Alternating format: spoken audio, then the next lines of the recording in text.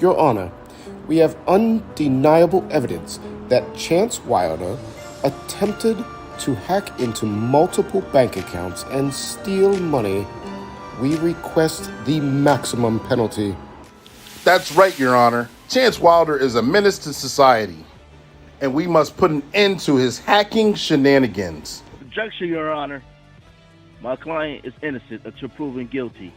We believe there's been a misunderstanding. Chance Wilder is a misunderstood genius, not a criminal. Order in the court. Let's hear the defense's case. Your Honor, I present to you Chance Wilder's latest creation, the Hacker Helper 3000. This incredible software was designed to protect innocent people from cyber threats. Chance's intentions were pure.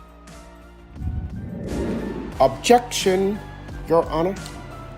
This is just a ploy to distract us from the real issues at hand. Indeed, Your Honor. We even have evidence of Chance Wilder's hacking attempts.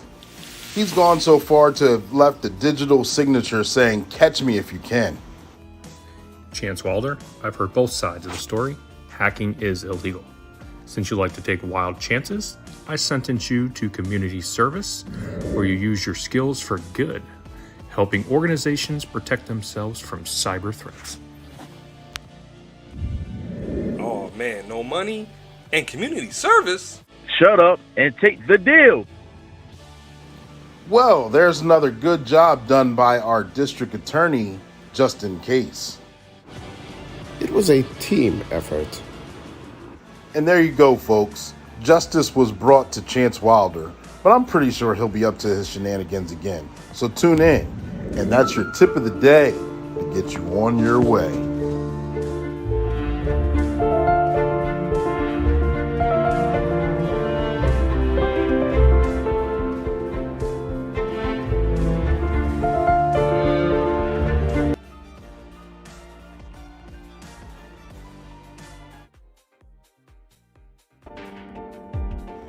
Welcome to Black and Blue, the podcast that's just for you.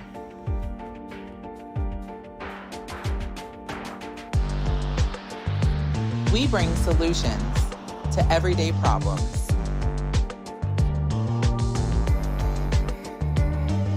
We are here to humanize the badge. By interviewing first responders and discussing their trainings, experiences, and publications. Black and Blue airs weekly at 7 p.m. Eastern Standard Time. Tune in.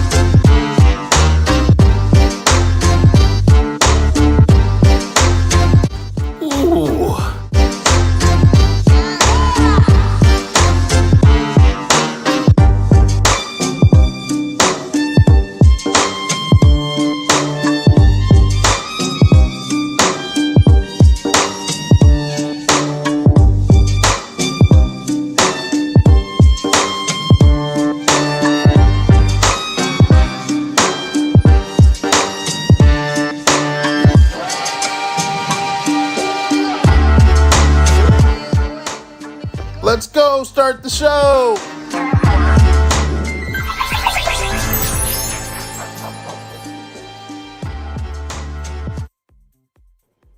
And here we go. Let me get the full screen on here. What's that going on? There we go. I got it now. Thank you guys, ladies and gentlemen, for tuning in. I am your host, Coach Clee. I'm your motivational speaker, your empowerment coach, your author, and your favorite baker's favorite baker. And welcome to another episode of Black and Blue, where we go live weekly at 7 p.m. Eastern Standard Time. And when we go live, we have a special guest who's here, and the special guest is in law enforcement or they're a first responder. And the topics are normally about them being a rookie, seasoned, or a retiree, about their experiences, trainings, or publications. And I got an all-star lineup for you for the month of August. And right now we got the guy back here. He's backstage. I'm not gonna say his name right now because we're still in the intro, but some of you may already know him. Others of you don't know him as of yet, but you will by the end of this live.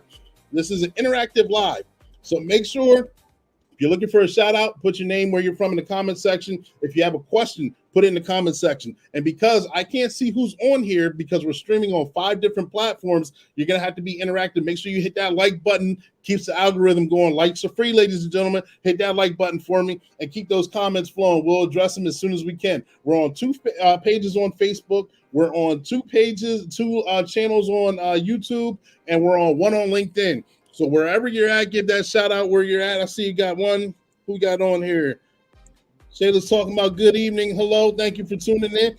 Make sure you tag, like, and share. We appreciate you, ladies and gentlemen. Got a good show. But this platform, One Way Publishing, along with Sergeant Be Safe, you already saw one of the cartoons, and we'll have an all-star, but we're debuting 3 cartoons tonight, and you already saw one of them. So we're going to play the other 2 throughout the commercial breaks. But One Way Publishing is the sponsor for the platform and Sergeant Be Safe. One Way Publishing is a book publishing company that their motto is they can turn a mere thought into a book that's bought. So if you ever thought about having your dreams documented, changing the future, speaking about the future, whether it's fiction, nonfiction, autobiography, biography, a children's book, cookbook, weight loss book, so many different things that you may have wanted to do, One Way Publishing is your place to go. And the website, workwithclee.com, it's in the description box. It's also in the comment section, and it'll be scrolling throughout the course of this podcast. So make sure you check that out. But here's a little segment from One Way Publishing that'll explain it a little better than I can. Publishing. Have you ever wanted to explain something, tell a story, or leave a piece of you behind? Have you ever wanted to write your own book, but not specifically know how to do it? Well, get ready. One Way Publishing's here. We can turn a mere thought into a book that's bought. People need to learn from you. They need to hear that story. Kids need to read that book. Imagine if you wrote your own children's book and get to read it to your kids. Here at One Way Publishing, we can get your fiction, nonfiction, fantasy, instructional, what have you, done. All at a reasonable price and definitely a reasonable time frame. And if you don't believe me, ask Sergeant Be Safe. He's working on his right now. He's definitely writing the best chapter of his life. Make sure you check out his cartoon skits that air on the podcast Black and Blue. As Sergeant Be Safe said, that's your tip of the day to get you on your way.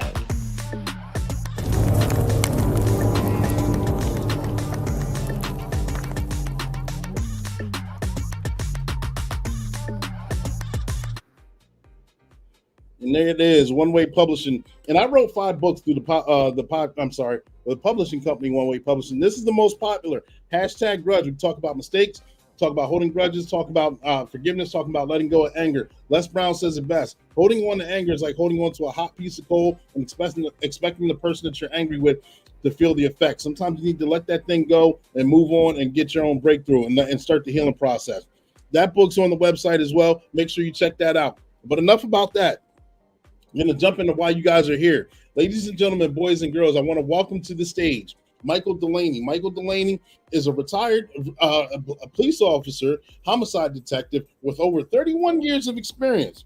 He's currently an investigator for the water utility company in Maryland, and he's a conflict resolution officer in that area as well. Ladies and gentlemen, I probably butchered that, but I know he's going to come on the stage and correct me. Let me bring him to the stage right now. Mike, are you here?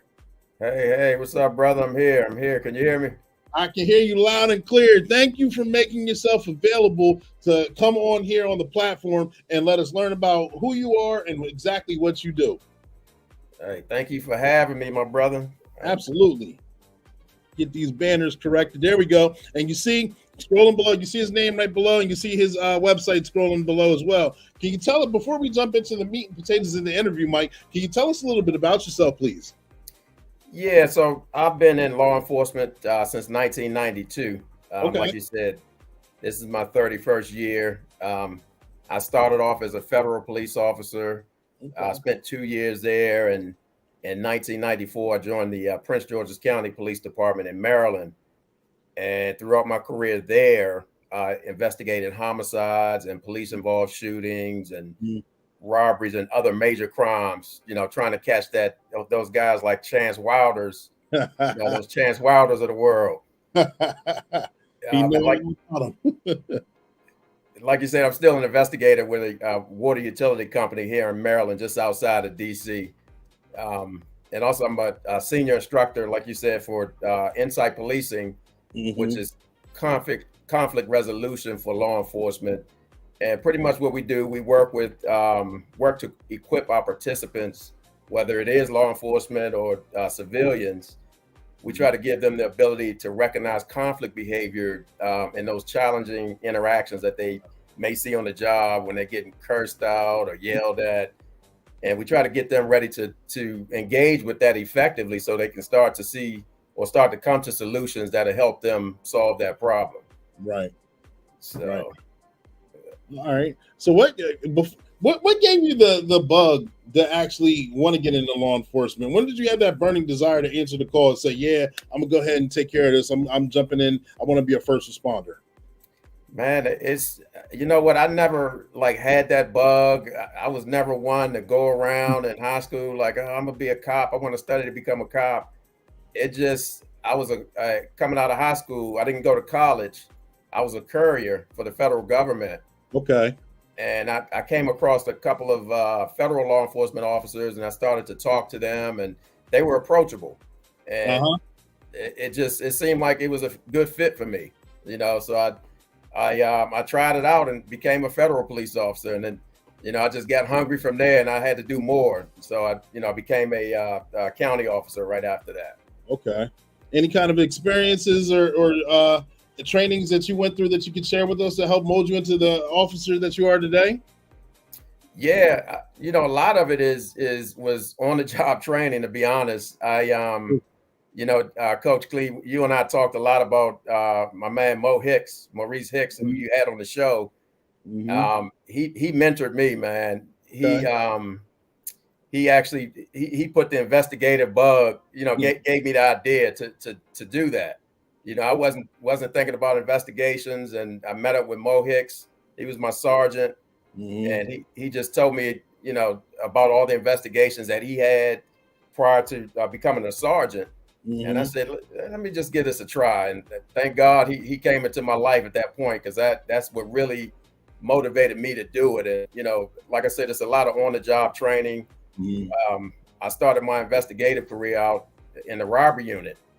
And those people listening that have any kind of background as a robbery investigator in a major police department, you see everything. And that's how I was. I saw it all. So that started to build my hunger to become a homicide investigator. Gotcha. So I was able to do that within 5 or 6 years of doing the robbery investigation. And so it's safe to say, I was going to lead into it, but you dropped his name, and I appreciate that, because he was a great guest that we had on the show not too long ago, and he wrote his own book as well. Maurice Hicks was on here. He mentored you. It's safe to say that he took you well up under his wing, and you developed a investigative style after his tutelage. Man, yes. Mo was always, we were in patrol together. And patrol is a uniform officer, pretty much handling, running from call to call, whatever, whenever someone calls 911, whenever there's a motor vehicle accident, we respond. And those are the people that you see in uniform, the police officers. And Mo, he would always, I call him Mo, but he would always base everything that he did off of good communication. You know, I don't care how bad that situation was. It could be a shooting, stabbing, a homicide. He would always break everything down and communicate effectively. He always had a calm approach and a big presence there on those scenes. And I just watching how he was able to get people to interact with us just based off of his demeanor and his calmness. I just developed my interviewing style after that. Gotcha. And so being on a lot of those traumatic scenes, like you said, car accidents sometimes being fatal, or burglaries that turn into home invasions, that turn also robberies or shootings, homicides, so many different things. Seeing a lot of those traumas, how did it affect you throughout the course of the job? And I ask that because I know we're going to lead into the business that you have on the things you don't think about afterward, after all that trauma or after that scene, is the cleanup. But originally, how did that affect you? Man, it really affects you. At the time, I really didn't know it. You know, being in Prince George's County, we were right outside of DC, or Washington, DC, and we had a high number of cases. We assisted DC Police Department, Metropolitan Police Department, as well as Baltimore City. Okay. And a lot of times we would have case after case after case, and seeing these victims and dealing with family members and seeing the blood. At the time, it really didn't bother me as much. It wasn't until I matured into my position and, you know, coming home from work and talking to my wife and making sure my kids were okay, you know, that's when it started to really get to me. You know, I spent 14 years there as a homicide investigator, and that was a long time to spend there, you know, at a high level. But it really affects you. You know, I really think that investigators and officers who come across these scenes, they need to talk to a professional and, you know, to get some healing, you know, to really discuss what they're feeling at that time. And to be honest, we were so busy that we didn't have a lot of an opportunity to do that. I believe that. Yeah. So being so busy and going through from call to call or case to case, I should say, like that. And you're seeing the effects and you're seeing the victims, and then afterward, the aftermath. A lot of people don't think of, you know what, after some sort of homicide, some sort of nasty suicide, you've got splatter. You've got a room that needs disinfected. Is that what got you that gave you the bug to start your own Platinum Family Cleaner business, to go in there and do the cleanup and, you know, okay, this is a bad situation, but this area, we need to take care of this so life still moves on in somehow or some fashion? Well, so the blood really never bothered me. You know, I was maybe a little crazy, but I feel like I was blessed. I was looked after by God, but the blood never bothered me as much. But what started me into the blood cleanup, biohazard cleanup, was we had a couple of family members in a couple of cases that they lost a loved one inside of their residence. Wow. And they didn't have insurance to get to have a company come out and do the cleaning for them. So our squad, a couple of our squad mates at the time, we went home, changed clothes, and we actually went in and did the cleaning for the people. Wow. And after doing it a couple of times, I said, let me look into this, because this, it really doesn't affect me as much. And I was able to get the certifications back in 2012 to do the biohazard cleanup, and I hadn't stopped since then. Gotcha. And not only with crime scenes, you also do, I believe I saw on the website, it helps with COVID cleanup and things like that. Can you tell us a little bit more about the services that you offer? Yeah, so we do mainly residential disinfecting services. Like right now in 2023, I think the numbers are starting to go up now as far as the COVID cases that we're having. They're starting to go up, but so we provide disinfecting services for residential customers, as well as we provide services for homeless shelters in our area and churches and restaurants as well. We try to go in and eliminate the bacteria that cause these viruses, like COVID and influenza. Gotcha. And thank you for sharing. That's something you got to be a big person to do that. Not everyone can stomach a crime scene. For one, not everyone can do the job firsthand because you have to endure a lot. You have to see a lot. You got to take on a lot. You're dealing with people, you're dealing with situations, and you're dealing with a lot of visuals as well. Then once you deal with that, after that case is closed, bad guys get arrested, case gets solved, and when you move on, you still have evidence of that scene that needs cleaned up. And then you have another group of people that go in there and they have to stomach what they see. And some people can do it, some people just can't. You see a whole big pool of blood just stained into a carpet that's already dried up. You start seeing you got the smells in there. You got the insects that are coming in, the bacteria. That's a big deal. So I mean, I commend you on that too. That's not something very easy to do. Oh no, and you're right. All of that is true. And when you add on the emotions, the emotional side of that, of it being your loved one's blood or body fluids, that kind of even adds more to that, and it's Right. even more difficult to clean that up. So that it's a real important service that's provided there. Gotcha. So therefore, I'm going to transition a little bit. Tell us a little about excuse me, tongue tied. I'm sorry. Told you before we got started, I was backstage and said I'm probably going to lose my voice halfway through it. My voice has been fluctuating. I got cough drops right here. So therefore, we're going to make this happen. We're going to make it go through. But if I lose my voice, forgive me, the boys and girls, ladies and gentlemen. But you guys know what I'm trying to say. All right. But jumping back into this interview, tell us a little bit about insight policing. Yeah. So insight policing, I actually took the course back in early 2020. Back when COVID was starting to ramp up. And this was, I think, the last in-person training that I took. Okay. But the foundations of insight policing and the fundamentals that they stress, it was how I based my career on communicating with people. Okay. The foundation is to recognize emotions that people are displaying. Okay. People are dealing with all kinds of traumas. It could be anything from calling about a stolen vehicle tag to a shooting investigation.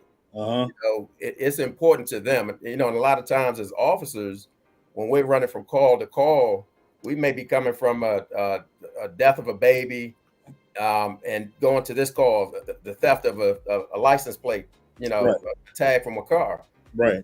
And as officers, we're human too. So we need to learn we have to get insight in ourselves to realize that our emotions may be running high. And people, even in those cases with the stolen tag, their emotions are up there because that's important to them. Right. Absolutely. So what we do is we try to show the participants it's good to recognize those emotions and not get drawn into that. To start to ask questions about that and to effectively listen to people and start to formulate your questions around those emotions and how they're feeling. Right. And that'll start to lower their guard and, they start to communicate better with us. And that's what we want to, we want to be there so we can start to solve problems. Right. That sounds to me, I'm sorry, I didn't mean to cut you off. Sounds to me like it goes hand in hand with community service as well, or community policing, I should say. Community policing, getting down with the public, understanding de-escalation techniques that we discuss, understanding, yes, to each victim, it's a priority to them. Could be most times to us, well, it could be a high priority or low priority. However, we have to check ourselves and acknowledge and understand our feelings. So when we go into it, we're going into it, we're treating everyone equally and fairly. Exactly. That's community policing. I think that's where we need to get back. We have to start to rebuild our relationships within the community. You know, the community that we serve and live in. That's the only way that we're going to be able to solve these problems and be approachable to the citizens, to the community, is to have our policing style around community oriented policing. Right. And how do you see the conflict resolution and insight policing? How do you see it shaping officers today for a better tomorrow? Well, I think one way, a better tomorrow, that's a good point, because I think recruiting our future officers and our future investigators is very important. Right. I think when we come in with a professional approach, when we're open, when we're listening, when we care about what's going on, I think the community that we serve, they start to respect us again. And we need that respect to develop these younger people to take over our positions. Okay. And it could be from, again, recruitment, or it could be developing a confidential source or networking in that neighborhood to solve that rape investigation or that homicide or whatever's going on in that community that's important. And, when we can do that, we start to lower these tensions that are out there, and we start to work together with that community. The police and the community start to work together. That's where we need to be.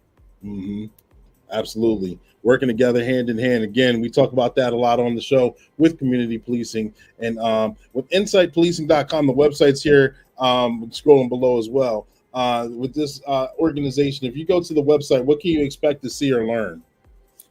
You can see that a lot of our instructors that we use we've all been through it. We've walked the walk. We don't manufacture instructors to come through and just read the PowerPoint to you. These are lived experiences. I talk about some of the homicide cases that I've worked and police involved shootings and things like that. And we have other investigators that also train, whether it's school resource officers or park police officers. We have been there. And we're led, the director and founder is Dr. Megan Price.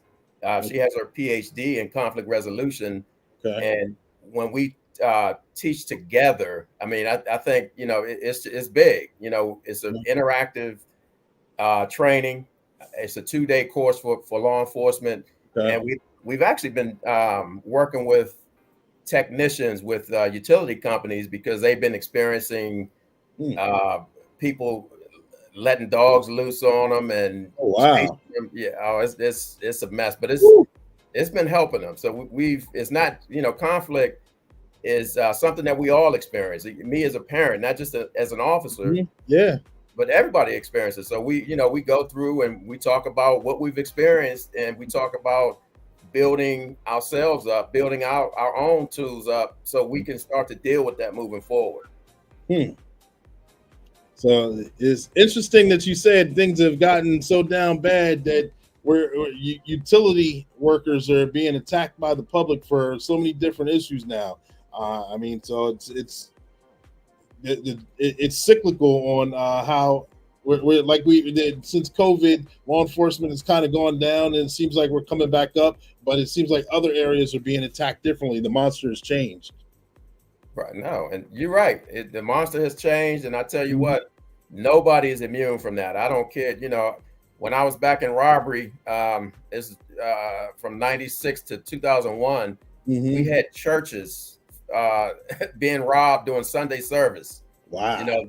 Some of the guys went into the back after they collected the money from the service, and they robbed the church, the church members there, and, the pastor. And I'm telling you, nobody is immune from this. So we try to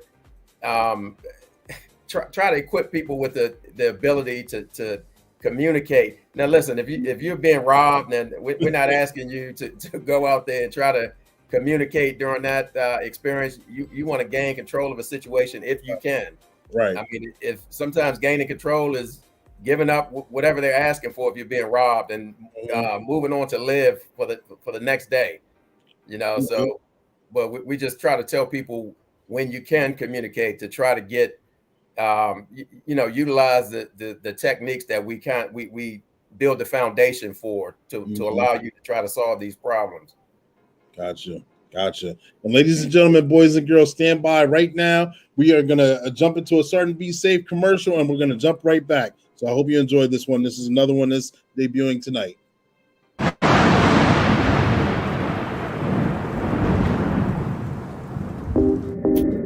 Settle down, class. Sergeant Be Safe and Captain Chaos are here. Hooray! I'm just here to educate and keep people safe. Hello, Maya. We heard that there were some safety concerns in this classroom. And I thought it would be a great chance to showcase my superhero skills. Thank you for joining us, Sergeant Be Safe and Captain Chaos. We've been discussing school safety and the importance of education. Absolutely, Miss Gaynor. Safety and education go hand in hand. Let's start by talking about school safety. And remember, kids, safety doesn't have to be boring. We can make it fun and exciting. For instance, take a look at this example, Maya. We're always told to walk in the hallways and not run. Yes, Sergeant Be Safe. We learned that running can lead to accidents. But what if we could run safely, like superheroes? That would be awesome. That's right, Captain Chaos. We can use our imagination, but we must always prioritize safety. Thank you for emphasizing the importance of safety, Sergeant Be Safe and Captain Chaos. Now, let's talk about the importance of education. Education is its own superpower, Maya. It opens the door to endless possibilities. And with knowledge, you can conquer any challenge that comes your way. I want to learn everything and become a superhero like you, Sergeant Be Safe and Captain Chaos. You absolutely can, Maya. Remember, education is the key to unlocking your true potential. And remember, even superheroes never stop learning. We're always discovering new things. Thank you, Sergeant Be Safe and Captain Chaos, for reminding us of the importance of safety and education. It's our pleasure, Mrs. Gaynor. And remember, kids, stay safe, keep learning, and you too will be unstoppable. And don't forget to have a little fun along the way. And that's your tip of the day to get you on your way.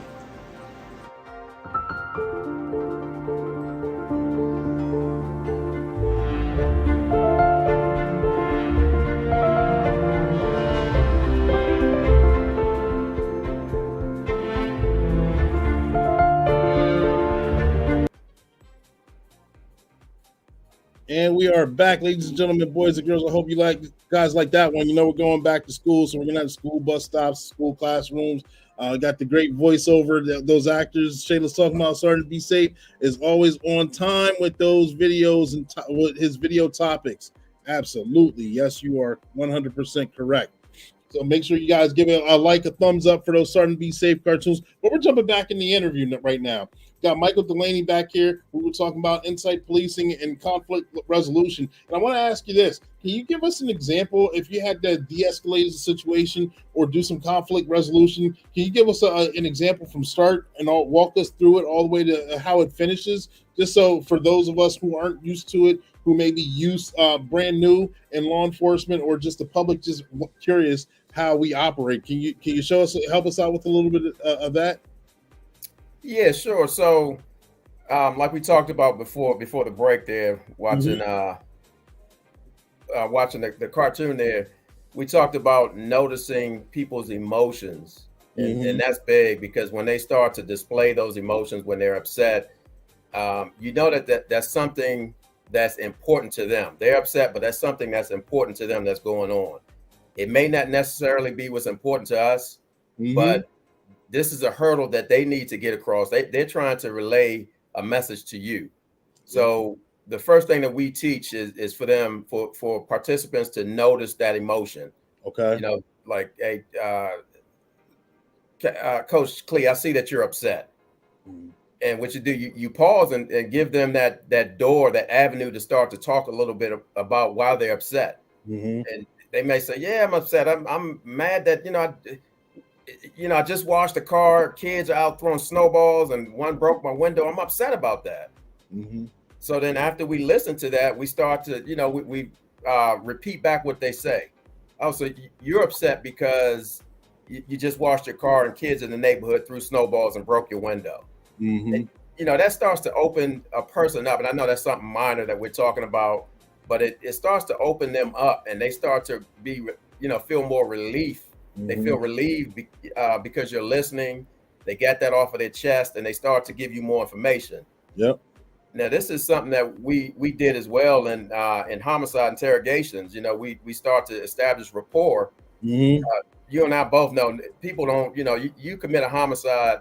The last thing you want to do is to talk to a police officer, an investigator, or anybody in uniform. So our job is to establish that rapport and get them to feel more comfortable in talking to us. that this may take hours to do, but Right. it's the same principle of doing that, of establishing that rapport, is listening and communicating effectively, and repeating back what a person says to you. Mhm. And that's how before I left, I was training new homicide investigators, and Okay. that was the biggest thing, just to don't rush this situation. You get one shot at it. Sit Mhm. down, listen to them. If it takes you 15 hours, take 15 hours to do it. But once you establish that rapport, then you can start to get a little closer and get the information that you want. And that's, again, that's from the broken window, from the snowball, or talking to a homicide suspect, where you need to establish that rapport before getting into the real situation. Right. And so, and I know, I'm pretty sure you've experienced it in the course of your career, and I know I have. Building rapport on one incident carries weight further down the road too, because after you deal with that, yes, broken window, excuse me, with the snowballs, then you move forward, and then again, maybe 2 years later, something else happens in that same area, and that person who you already built rapport with comes out and says, you know what, you might want to go knock on that door over there. I know that they were looking out the window when such and such was going on. That's such a big, I mean, you summarize that's so important to network and to build these relationships. And what we call it in the police world is developing a confidential source. Because people in the community, they know who's committing these crimes. It could be their family member, it could be their neighbor, and for whatever reason, they may not give you that information first. But if you show them respect in the beginning with that broken window call, they're more than likely to, like you just said, call you back maybe 2-3 months down the road and say, look, man, I need to talk to you about something more serious than that broken window. Yeah. And you have to be there. Sometimes, listen, you may be doing more favors than they'll be doing for you. They may need help with a ticket, or to contact another officer, and help meaning to explain what's going on, what to expect when they go to court, or how they can take the proper steps into getting themselves together. But that's all in developing relationships. It may be something small that you're dealing with at first, but who's to say that they don't have information about a double homicide in that area, or rapes or robberies? Exactly. So people have information. We just have to be ready to accept that and know how to get it out of them. You ready to talk to them? Yeah, I know this job is a very conflict resolution, but it's conversation also. Learning how to associate with people, get down on what's perceived to be their level, or having a conversation goes such a far way. I know a lot of officers, especially newer officers, they want to get into it. They want to help people. They want to do the right thing. They haven't understood the gift of gab per se. They're looking at, okay, active call, bank robbery, I'm there. That's your guy. Let's go get him. Bam, done. But then, that happens every once in a while. You get that adrenaline dump that quick. But the job is more a conversation, is interaction, is public engagement, is being a person to another person. You're right. And that can be on small calls like the broken window, or it could be you going to a robbery, talking to the victims, the witnesses, and the suspect's family. It's the same mentality, like you just said. It's the same approach. You learning how to communicate, to have that conversation, to get a person to continuously talk to you. That's the biggest thing. Once you get that, then once you develop that, then I would say that's more than 60-70% of police work is effective communication. Absolutely. And so with learning how to communicate and getting into the shop doing investigations, we're seeing in law enforcement, as we do in other occupations throughout the nation and the world, the quiet quitting, the not, no one wants to work, we're not getting the applicants, we're not getting the recruits, or we're not retaining people. As far as the Platinum Family Cleaning Service, or law enforcement itself, what would you say to anyone who's kind of going back and forth in their head, like, I kind of want to do this, I don't know if I should, but let me go ahead and take that leap, or should I take that leap? They come to you and say, Mike, I'm thinking about I want to do some crime scene cleanup, or I want to do some first responder, I want to be a law enforcement. What should I do? What kind of advice would you give that young man or woman? Man, I tell it's well, those are two totally different things, but Yeah. I'll start off with the law enforcement. I've been doing that much longer. Mm-hmm. I break down everything, to people, to the young folks. I let them know, I talk about retirement, talk about the benefits, health benefits. Mm-hmm. Right now, this is, the world is there for you pretty much. But you also have to, you have to do your research in it. You have to understand where policing is now. I told you I started back in 1992, and policing now is totally different. It's Yeah. totally different. I mean, with social media, with so much information available at your fingertips, you're kind of behind the eight ball as an officer, but we always have to be a step ahead of everyone else. We really do. And I talk to people about that. I say this is a lifestyle. This is not a job. This is not like going to work a shift at McDonald's and once you take your uniform off, you're done. Mm-hmm. This is especially as an investigator, you're a slave to your phone. I mean, 3 o'clock in the morning, I was always getting calls. My wife was I had to deputize her a couple times just to take a phone call for me and get me ready to go out. But I just tell people just to look at every aspect of law enforcement. If that, whether it be joining the academy and being physically fit for the academy, and your nutritional values and things like that, and talk about if you're going to have kids and how this is going to affect your spouse and things like that. So you try to, and I tell them to go on a ride along. I tell them to find a department that offers ride-alongs, that offers citizens the opportunity to ride with an officer, just to experience that, to go on that, to see how you feel. And as far as the crime scene cleanup aspect of it, the number one thing is you better have the stomach for it. Because especially if you get into the field and you get a job, and it turns out you get a job and you don't have a crew available. You better have the stomach to be able to get on your hands and knees and do that cleanup.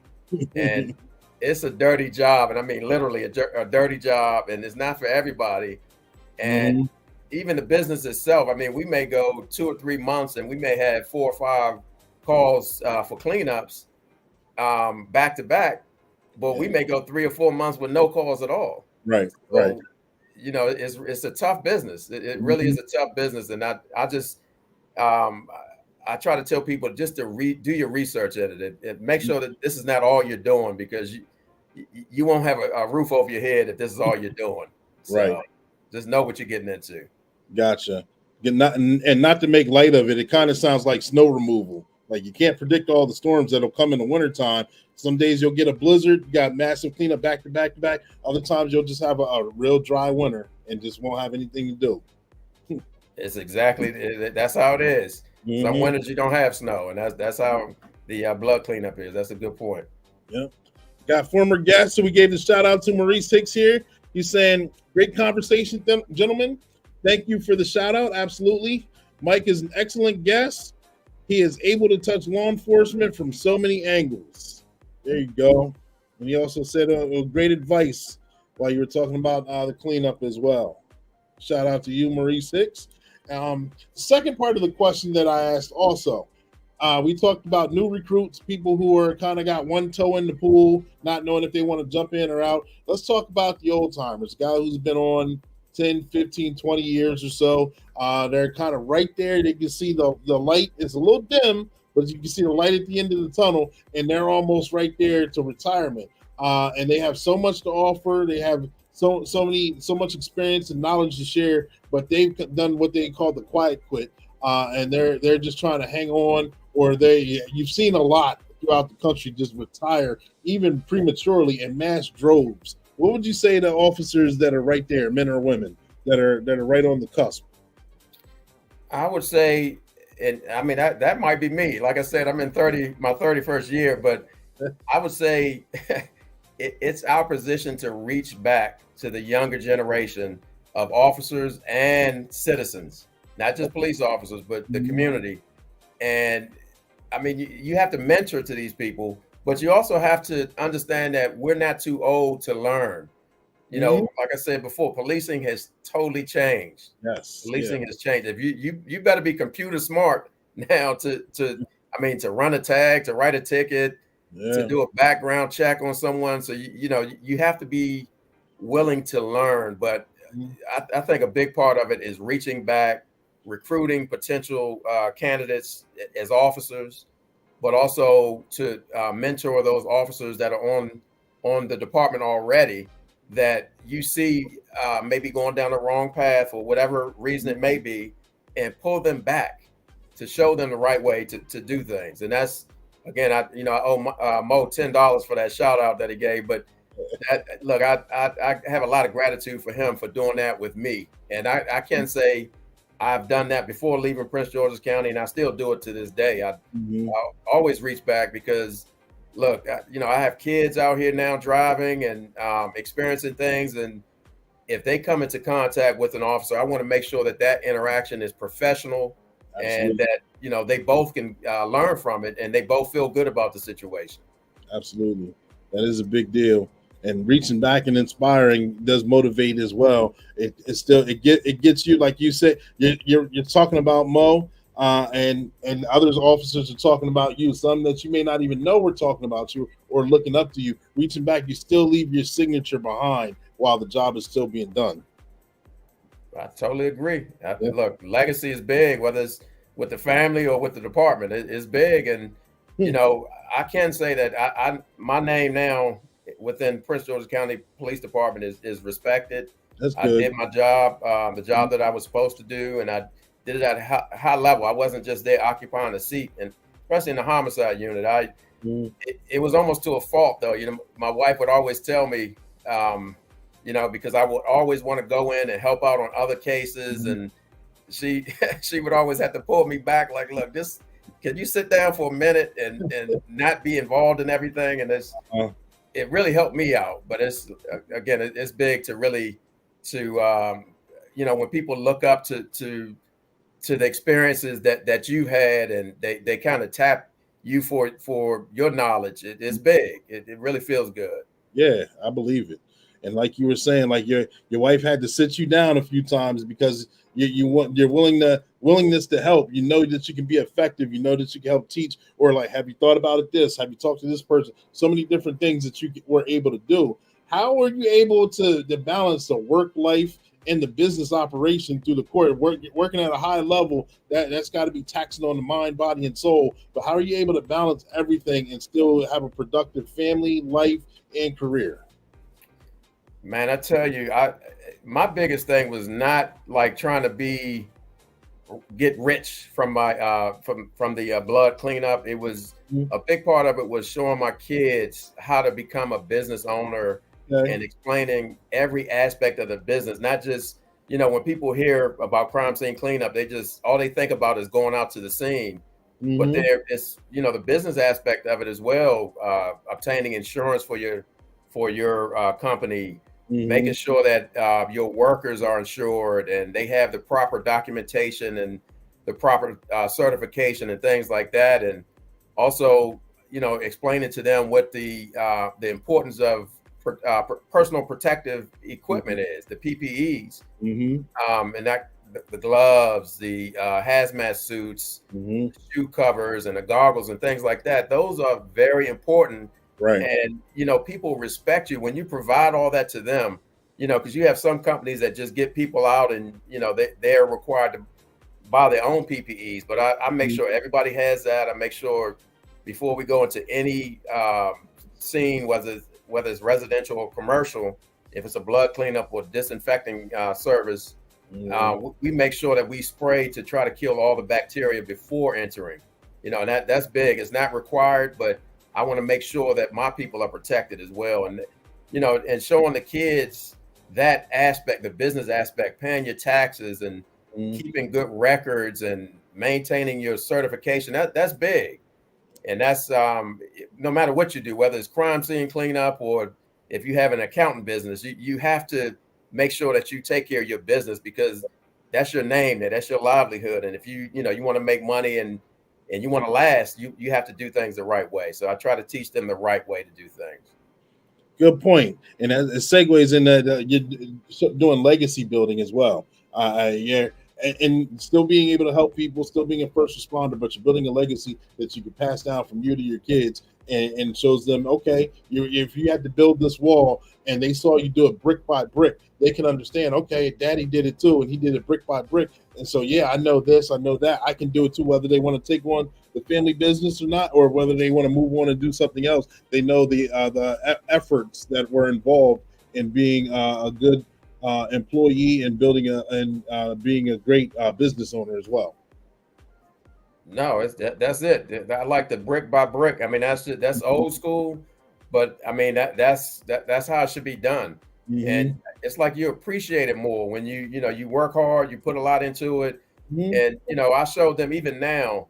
Every job that I get, every crime scene cleanup that I get, I make sure I'm on every scene. I talk to the homeowner or a family member. I make sure I let them know, look, everything is fine. I've run the backgrounds on all of my technicians. I want to make sure everything is done. And before we clear that scene, we do a walkthrough with them to make sure everything is satisfactorily done for them. But it's big to represent yourself in a positive way. Absolutely. Shout out to you.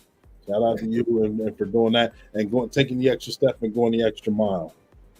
Ladies and gentlemen, boys and girls, stand by. Sergeant Be Safe has something to say. Another one of the debuted cartoons. Remember where you got to see it first. Sergeant Be Safe.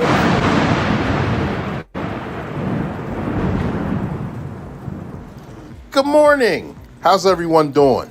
Captain Chaos, did you know that school bus safety is crucial for young students? Absolutely, Sergeant Be Safe. We must protect our little heroes from any danger. And here comes Maya. She's getting ready to go to school. Oh no! Look out, everyone! Uh-oh, that driver didn't stop for the school bus.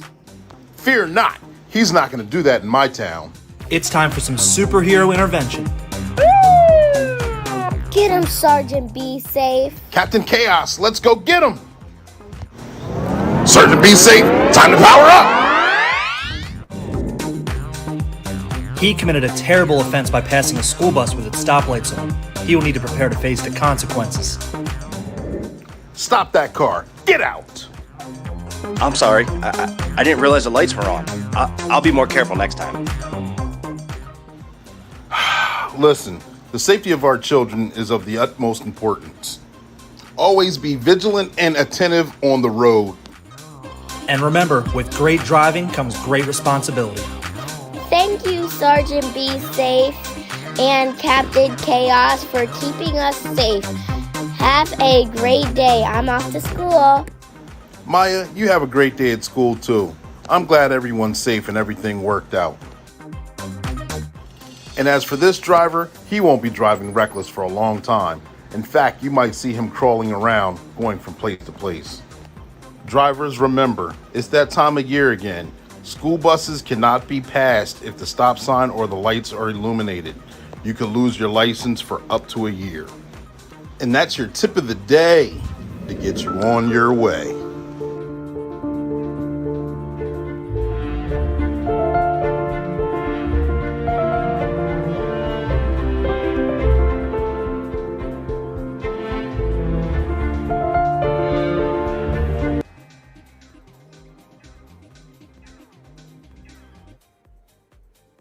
And we're back. I forgot to mention, ladies and gentlemen, boys and girls, Sergeant Be Safe has his own YouTube channel as well. These lives aren't on there, so if you want to see all of them, and we're already on season 2. We've got over a year's worth, over maybe 50 videos. You go check them out on YouTube, Sergeant Be Safe, and you can check them out. Enjoy, comment, like, share, leave your thoughts. If you have any ideas on any angles to go forward, please feel free to drop those comments and let me know. We're jumping back here in the interview with Michael Delaney here. We've had a great conversation and we're going to continue moving it forward. I have a question for you. As a senior instructor with Inside Policing, what are some of the most frequent questions that you get from either students or that they ask you on situations that they handle out in the field? I would say a lot of times we may have some veteran officers that may be skeptical about the process of trying to recognize the emotions and how I described it earlier. Right. And I would say 9 times out of 10, we've had those same veterans that didn't think it would work. They would come back and say, you know what, I tried it and it works. And that's what we tell people to, we give you the base, the foundation, but you have to put this into your own words. You have to make it fit into your career and, what your job may be at the time. But once you start to build on that, it will work. But it's that was the main thing. Like it doesn't work. What else can we do? And it's like, give it a chance. I mean, you have to give it a chance and really, once you go through the sequence, once you learn the sequence and you understand it, then and you build on it and practice on it, then it'll start to work for you. Gotcha. And dealing with emotions, like you said, on both ends, how do you think it affects us in law enforcement and first responders to have unresolved issues, angers, or emotions that just build up year after year, like working a homicide, like you said, for at a high level for a long time? What are some ways that you found to decompress? So I think one of the things we deal with mainly is we kind of lose our emotion altogether. It's like going into the same call, like, okay, the names may change, but the situation is the same. Yeah. And I think it's kind of easy for us to get caught into that. We have to take each situation as being unique, as being its own situation. And once we could do that, then we could start to work towards a solution. And if it is a homicide, then the solution would be to find out who committed that homicide. But one of the things that I would do to decompress is to we talked before the show about my kids at the time when I was in homicide. They were so active in sports and in school, and just losing myself into that. It really helped me out. A lot of times at their games, whether it be basketball or softball or wrestling, I would have my case file with me, but they would always look over and see me watching them. And once they ran down the field, then I'm back into that case file again. But just you have to have a life outside of policing, outside of whatever investigation you may do. You can't live this job, and that's it. You have to have something else, whether it's working out or reading or fishing or boating or what have you. You have to find something that's going to occupy your time and help you get away from it. Absolutely. Good point. And thank you for sharing that, because it is important. You had a few guests on the show that talk about some of them or officers that they've known where they identify themselves with the badge, and then after it's time to hang it up, it's kind of like they have no identity. But if you continue to work on yourself, continue to build yourself up, and also have other hobbies to do, then you don't have to, you're like, okay, that chapter is closed, bam, hang that up and move on to the next. No, you're right. And that's why, I love doing this, being a senior instructor with Insight Policing, because it allows me to deal with veteran officers like myself, and also to communicate and engage with these younger officers and find out what motivates them, because this is a new wave of policing. And I know I'm a dinosaur getting close to that phase, but I still want to be in touch. Yep. I got you. I say, I know I'm a dinosaur too. I fake it like I'm not, but I know it. That's all right. Look, it's a place for us dinosaurs in this world. Yeah. So we had a great interview. I appreciate you coming on here on the show and discussing your businesses, your experiences and trainings and things along those lines. And through the course of conversation, I may have forgot to ask a question, or I may have jogged your memory. Is there anything else that you would like to put out here on the floor? Right now, the floor is yours.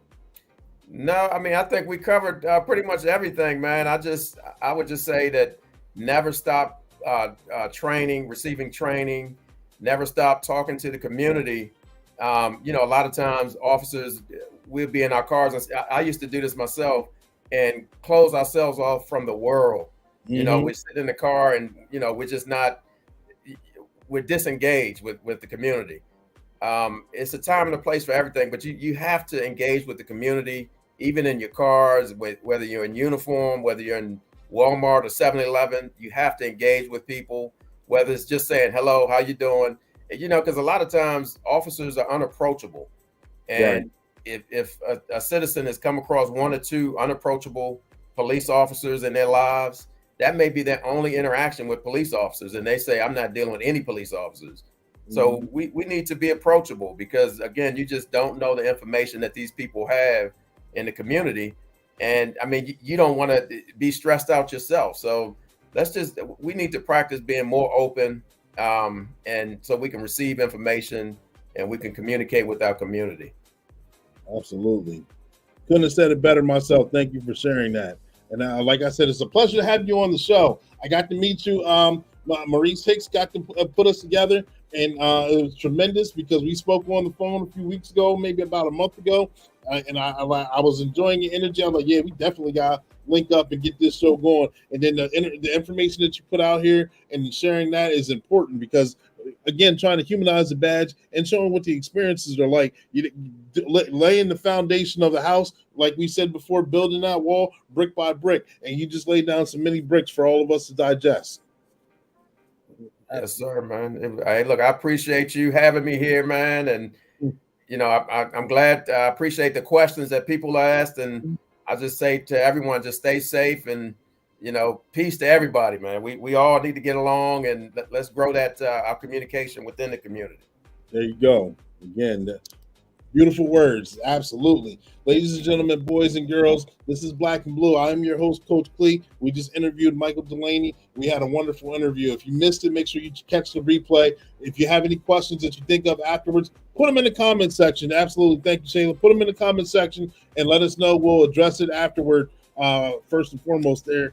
Again, this is Black and Blue. We go live at 7 p.m. Eastern Standard Time, where we interview individuals, first responders and law enforcement officers that are rookie, seasoned, and retiree on their trainings, experiences, and publications. And we do it, and we have a lot of fun doing it. So if you're looking to be on the show, reach out. The website's below. If you're in law enforcement and you want to hear those trainings or those publications or hear other stories, this is your place. If you're in the public and want to see how we humanize the badge or things that we go through, this is your place. If you're looking to get into law enforcement and you kind of got one toe in the water and you don't know what to do or you have other questions, this is your place. Make sure you tune in and let everyone know about it. We go live again, like I said, weekly at 7 p.m. I am your host, Coach Clee, and I appreciate you guys. You guys stay safe. 10-4, over and out. All right. Thank you. Take care.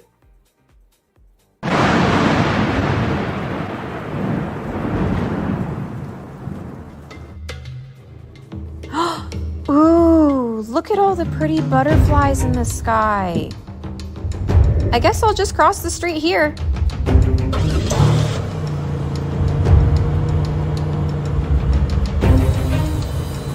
Oh, good.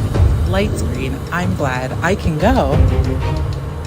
Oh my gosh, watch out.